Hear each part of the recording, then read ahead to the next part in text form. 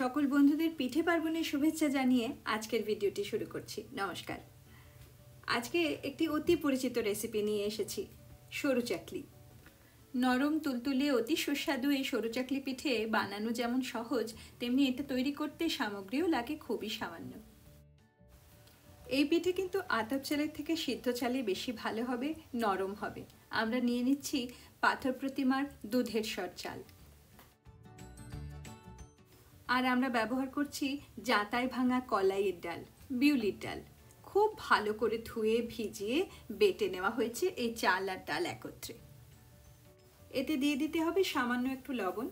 প্রাকৃতিক যে pink salt পাওয়া যায়, আমরা সেই সল্ট ব্যবহার করছি। এবার সরু চাকলি পিঠে গড়ে নেওয়ার পালা।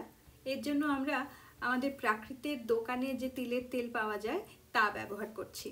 তাওয়া গরম করে একটি ছোট্ট পরিষ্কার কাপড়ের টুকরো দিয়ে যৎসামান্য তিলের তেল মাখিয়ে হাতায় করে ওই চাল ডালের ব্যাটারটা সাবধানে ছড়িয়ে দেওয়া হচ্ছে।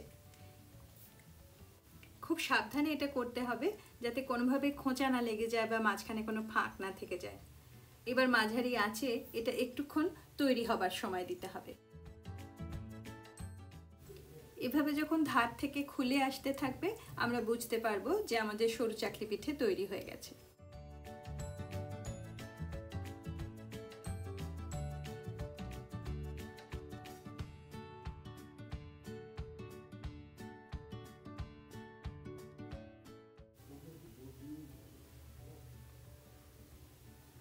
প্রয়োজনে একটু আঁচ বাড়িয়েও দিতে হতে পারে, সেটা আপনাকে বুঝে নিতে হবে।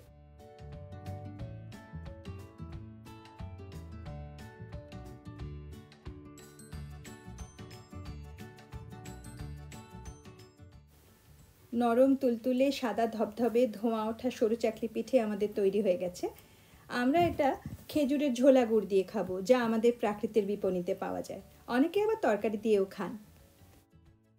সরু চাকলি খাবার পরে আরও এক রকমের পিঠে খাবার পালা শিগগিরই আসছি।